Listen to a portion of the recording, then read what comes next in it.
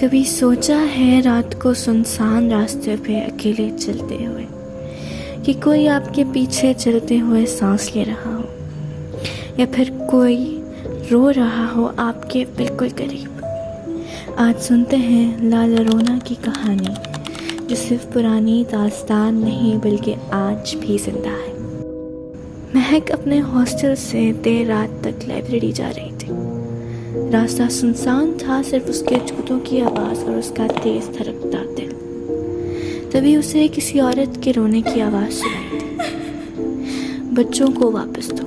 مہک نے پیچھے دیکھا، ایک سفید رنگ کی عورت بھیگے کپڑوں میں، بالوں سے چہرہ ڈھکا ہوا اس کے بالکل سامنے تھی۔ اس کی آنکھیں لال اور منہ سے پانی ٹپک رہا تھا۔ مہک چیخ کر بھاگتی رہی، لیکن جب اس نے پیچھے مڑ کر دیکھا تو لال رونا اس کے بالکل قریب تھی۔ ہاتھ بڑھا کر کہہ رہی تھی، میرے بچے کہاں ہیں؟ اگلے دن لوگوں کو اس راستے پر صرف ایک کتاب ملی اور مہک کا کچھ پتہ نہیں چلا۔ یہ تو صرف انجام تھا۔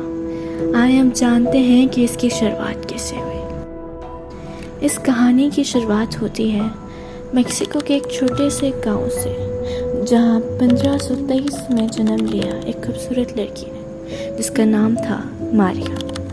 ماریا کی خوبصورتی کی مثال دی جاتی تھی، اور پھر ایک دن اس کے گاؤں میں ایک اسپینش نوبل مین ڈان فرنانڈو شکار کے لیے آیا۔ جب اس کی نظر ماریا پر پڑی تو جیسے وقت رک گیا۔ ڈان فرنانڈو نے ماریا کو محفلوں، تام جھام اور سونا چاندی سے بھری زندگی دی۔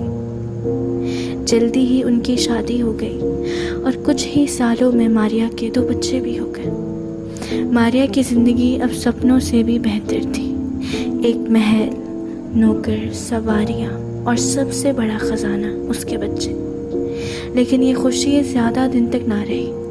ایک دن ڈان فرنانڈو شہر کے کام سے گیا اور پھر واپس ہی نہیں آیا۔ جب واپس آیا تو اس کے ساتھ ایک عورت تھی جو اور بھی امیر تھی۔ ماریا کے شوہر نے اس کو کہا کہ تم تو صرف ایک گاؤں کی لڑکی تھی، میرا اصلی مقدر تو یہ شہر کی شہزادی ہے۔ ماریا کی آنکھوں کے سامنے اس کا گھر، اس کا پیار سب بکھر گیا۔ اس کا دل ٹوٹ گیا۔ وہ دن رات کمروں میں بند ہو کر بچوں کو گلے لگائے روتی رہتی۔ پھر ایک دن اس کا دماغ بالکل ہی ساتھ چھوڑ گیا۔ اس نے سوچا کہ اگر یہ بچے ہی نہیں ہوں گے تو اس کی دکھ کی یاد بھی نہیں رہے گی۔ ایک شام وہ اپنے بچوں کو لے کر اس ندی تک گئی جہاں پہلے وہ ڈان فرنانڈو کے ساتھ گھومتی تھی۔ اس نے بچوں کو گلے لگایا، ان کے گالوں کو چوما اور پھر انہیں پانی میں دھکیل دیا۔ بچے چیختے رہے، ان کی چیخیں خاماؤں میں گونجتی رہی، اور ماریا انہیں ڈوبتے ہوئے دیکھتی رہی جیسے پتھر دل بن گئی ہو۔ جب پانی چپ ہو گیا تو اس کے ہوش واپس آئے۔ اس نے رو رو کر ندی سے بچوں کو نکالنے کی کوشش کی، لیکن سب بیکار تھا۔ اس دن سے لوگ کہتے ہیں کہ ماریا نے اس کے بعد اپنی جان بھی لے لی، اور ماریا ہر جگہ اپنے بچوں کو ڈھونڈتی ہے۔ وہ رات کو نکلتی ہے سڑکوں، ندیوں اور جنگلوں میں، اور چیخ کر کہتی ہے کہ میرے بچے مجھے واپس دو۔